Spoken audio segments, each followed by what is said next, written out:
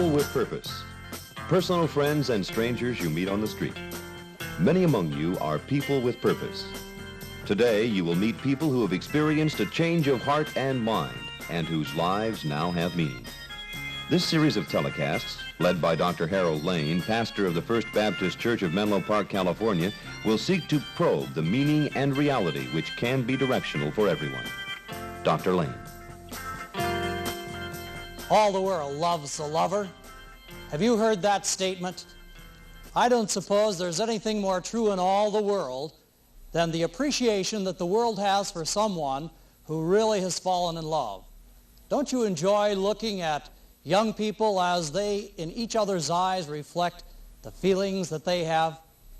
Probably the only thing more interesting to watch is an elderly couple who have lived through the years together and have learned to respect each other and love each other. All the world loves a lover. But you know, there are some interesting statistics that we ought to be thinking about. 1 out of every 3 marriages ends in the divorce courts.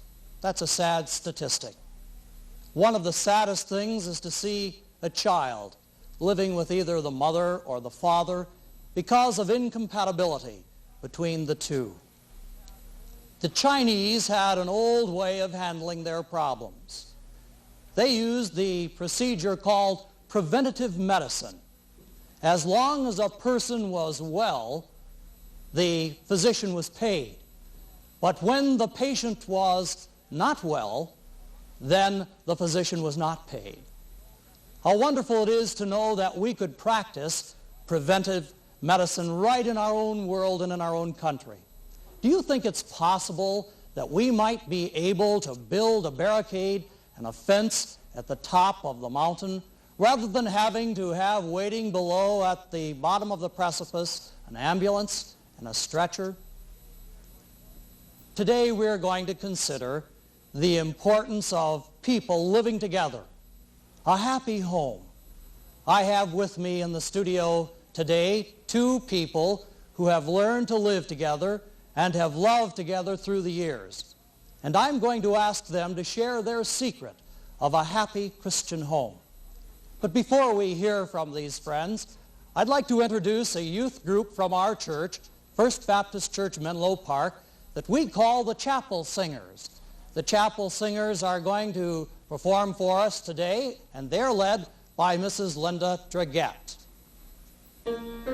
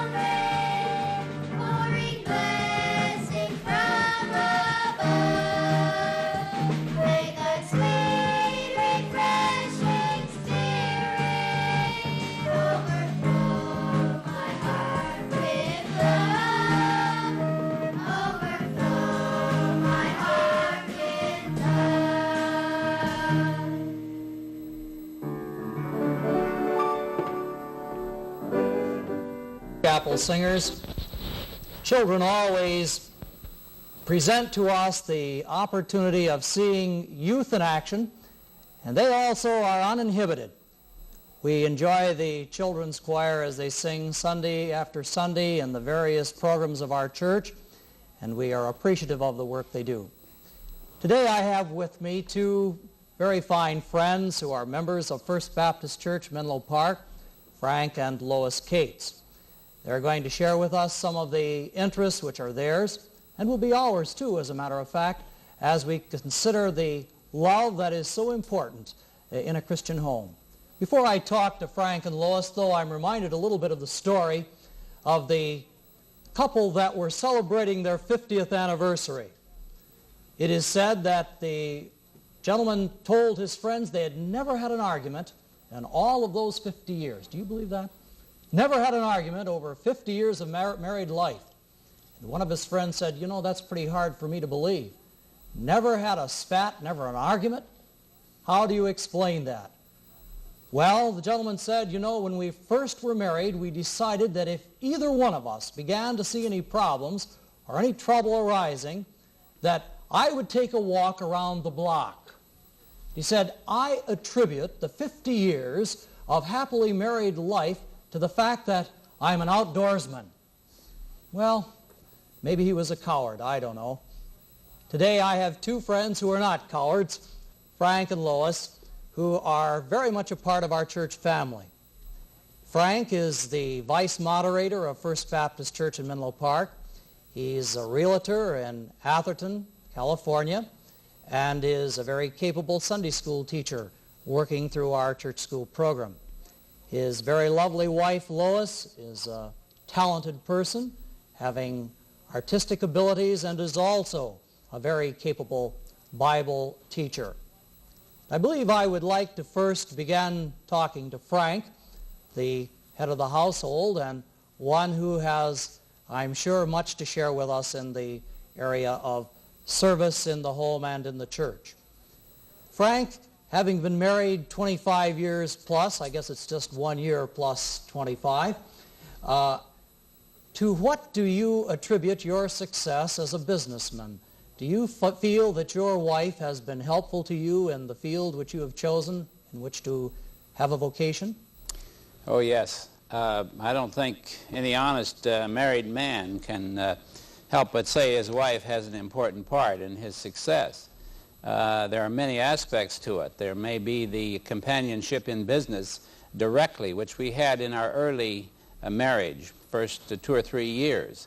And this was very successful, and each had his own and her own ability, and we respected each other for it. We worked side by side and it worked out very well. But as the children came along, it seemed to work out better that Lois took care of the home and I took care of the business. And it's been that way ever since. And she certainly fortified me when decisions were to be made, and she had a nice dinner prepared for me when I got home on all occasions, and we have an excellent marriage as a result of her helping me. In ventures since then, where I have had occasion to go into investments, either with my office or individually, in cases of homes where decorating was necessary, she would offer suggestions and tapping her artistic ability, and she's been a great help to me. You're going to stay together, it sounds like, Frank. We plan another 25. In fact, we're going to celebrate 26 in about a month, and going to take a little trip we try to take annually, and we're looking forward to that. Frank, tell me, how do you avoid those misunderstandings that seemingly always arise in homes, whether they be Christian or not? Do you have any special dispensation on how to handle those things? Well, as you can see, I don't have the rugged complexion that the fellow had that you mentioned, I'm sure. I haven't spent quite that much time out of doors. And we have had our share of friction. No marriage can have survived this long without it, I'm sure. But we did lay a lot of good ground rules, either by chance or by plan, early in our marriage. One of them may have been that I, having been used to going to church in my youth and through my life until I was married, continued to want to go to church. And after the service, we found a church home. Lois, on the other hand, her family hadn't been quite as active as my family had been. She had a church home, a Christian home, but not to the degree. And we agreed that this would be an important decision for us to make. We would plan our lives around this. And when we hit upon that Sunday morning, no matter how active Saturday night was, we'd make it a point to go to church. This we agreed we should do, and hence our children grew up with that pattern. And that was one of the things. Another thing maybe was that in our early marriage, we lived in a very close proximity of her folks. We lived in the same apartment house. And we started out by running next door to get a cup of this, and many times when we were both working, her mother would prepare a dinner and we'd just shoot down there and for dinner. And I soon got to the point where that was a little bit annoying to me. I thought, we're married, I want to be the head of the house and prove that I can do the work and do the job.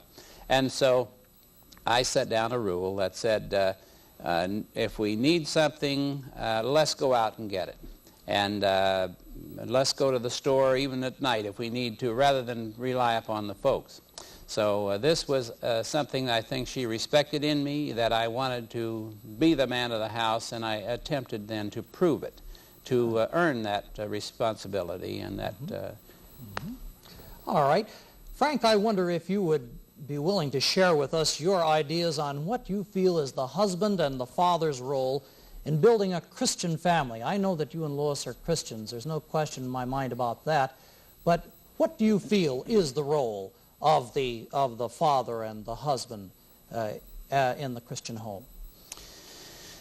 We, as I stated before, started out active with an active church home. And we then, as the children came along, set a pattern for them. And as I had told Lois as we were coming here today, that I think one of the things that would give me the most disappointment and heartache would be something that would have made my children not look up to me, not look up to us.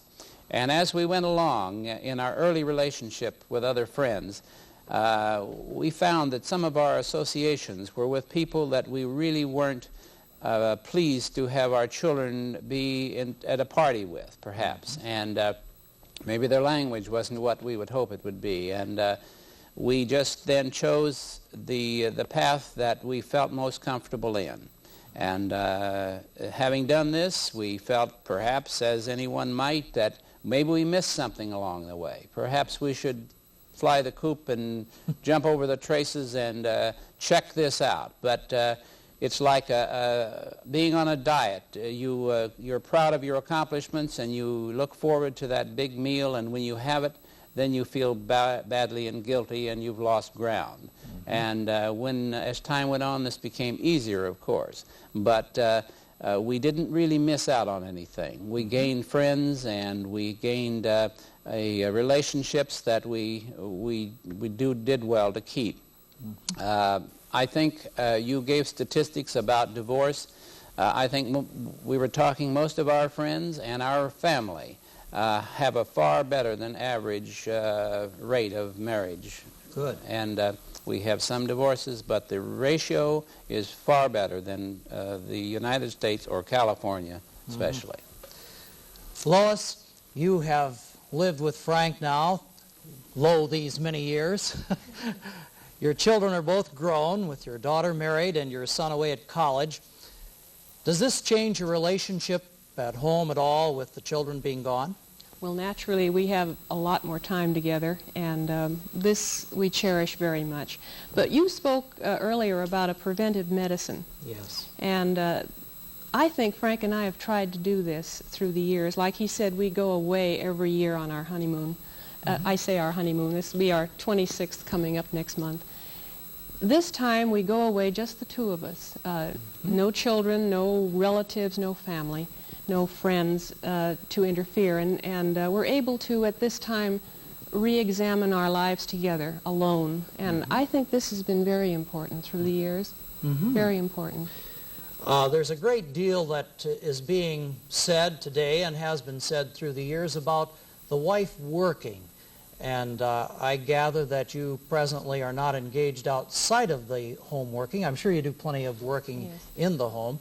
Oh, what do you feel about this as a Christian wife and homemaker? Do you feel it's helpful for the wife to help in earning? Ideally, I would say it's the greatest thing for the mother to be home and to provide the surroundings for these precious little children that God has given us.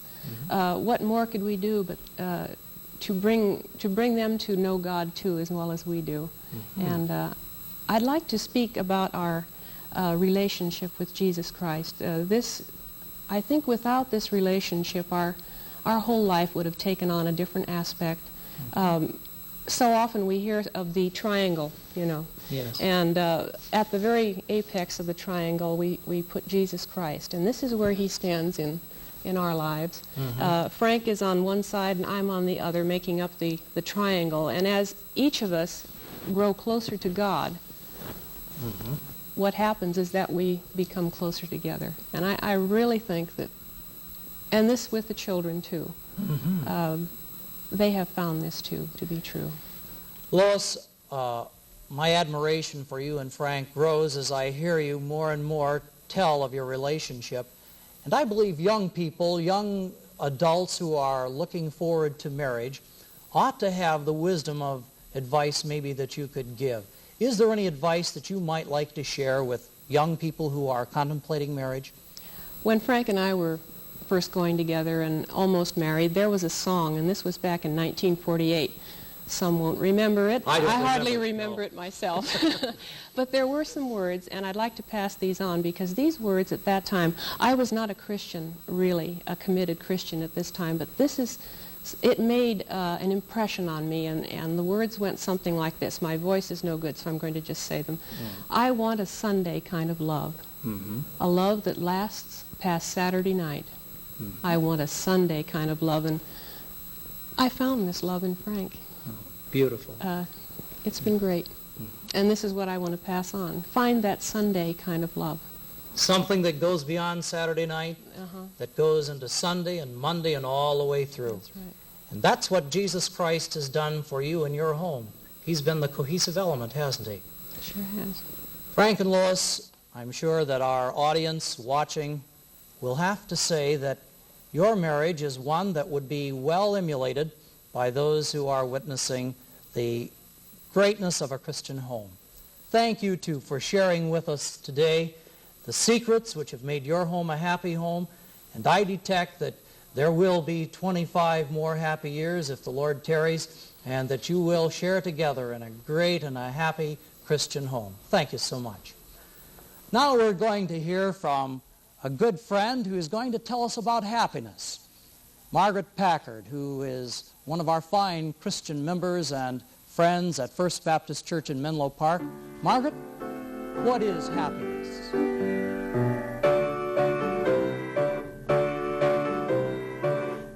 Happiness, happiness, the greatest gift that I possess. I thank the Lord that I've been blessed with more than my share of happiness. To me, this world is a wonderful place. I'm the luckiest human in the human race. I've got no silver and I've got no gold, but I've got happiness in my soul. Happiness to me is an ocean tide, a sunset fading on a mountainside, a big old heaven full of stars above, when I'm in the arms of the one I love. Happiness, happiness.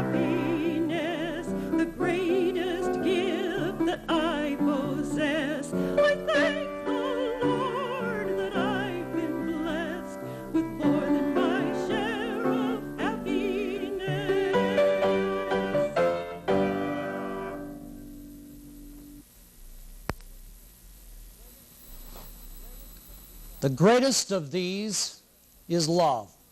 In 1 Corinthians, the 13th chapter, a passage in the Bible which is known as the love chapter, gives to us in its closing words three elements: faith, hope, and love. But the greatest of these, the Apostle Paul says, is love. We've talked today with Frank and Lois Cates, who have shared with us the happiness that comes in Christian living and loving in a home. Someone has said it takes a heap of living to make a home.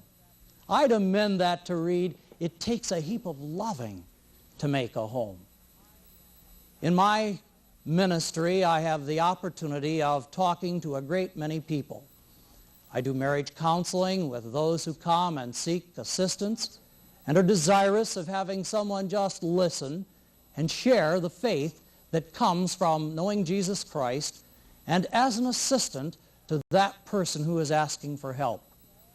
I believe that Paul, when he said the greatest of these is love, was saying the way in which we will learn to live together is to share mutually our love for Jesus Christ. The very earliest passage of Scripture I ever learned was 3 short words in kindergarten: God is love. Not God has love, God shares love, but God is love. And for me to be able to understand love is to be able to know and understand a little bit about God. Today I want to say to you that Paul suggested that faith will be superseded by sight. Hope will be superseded by fulfillment, but if you'll notice, he says the greatest of these is love, which means there is nothing that will supersede love. It always will remain. It's constant. For those who have learned to love each other, they will have learned that through a relationship, I believe, with Jesus Christ, Savior and Lord. Some years ago, I pastored in a church near to St. Louis. And one of the assignments that came to me is one I shall not soon forget. The telephone rang. I picked it up and recognized the voice at the other end as being a member of the congregation that I served. The voice was tearful, and I could recognize that there was some very disturbing news that I was going to be hearing. She said to me on the phone, "I have just learned that my husband has been unfaithful. He's not yet returned from work, and when he comes home, I just don't know exactly how to face this situation." She said, "Pastor, will you come and share with me as I go through this? I don't know how I'm really going to be able to stand it." Well, I must tell you, it wasn't the happiest assignment I have been given, but it was a responsibility that I took and accepted. I went to the home and there waited with her till her husband returned. The scene was very disturbing. He entered into the home and into the living room where I was seated, and there he heard that he had been found out. He was embarrassed. He was ashamed. He was crushed. Needless to say, his wife also was going through a very disturbing period. And I remember as he said to her, "Honey, I'm sorry. Forgive me. I don't know why this happened. You've always been a faithful and a good and honest wife, and I failed you." And I remember her words just as though they were indelibly imprinted upon my mind even this day. She said, "Honey, I don't know how we're going to face this situation, but let's do it together." What a beautiful scene it was in that living room, the three of us kneeling together and hearing them pray and pour out their heart before God, asking for His help and His assistance in that time of trouble. They embraced, I relaxed, because in that moment, love was restored. There was, in fact, a restoration of a home. The children who knew little of the situation were then apprised of what had happened. And they who were not real small children, but were in their teens, were able to come to their parents and throw their arms around them and say, "Oh, thank you for finding love again with each other, and thank you for loving us enough to keep this home intact." One that we can look back on as a home where there was forgiveness, there was understanding, there was love. The Apostle Paul said, "The greatest of these is love." Faith, How wonderful, how necessary is faith in this life. We couldn't get along without it. How important it is to have hope, that great hope, the hope knowing that there is something beyond. And then to hear Paul say so beautifully, but the greatest of these is love, never to be replaced, never to be supplanted. Do you know that love? A love which draws you close to that mate and spouse that's yours. A love that goes into the family where you feel it with your children. The greatest of these is love, and you'll learn that love through a relationship to Jesus Christ. If you don't have him, you should find him, for he's the purpose giver in life. I've written a little booklet which is entitled People with Purpose. Who are they? I believe you can be a person with purpose. You can find love, you can find happiness, but you'll find it when it has become your relationship to Jesus Christ. Love is the greatest of these. I hope that you'll write for this little booklet. You may get it by writing to People with Purpose, Box 7744, San Francisco. It's yours free of charge. Until next time, I'd like to say to you, be a person with purpose. Keep on living, keep on loving, and may God bless you.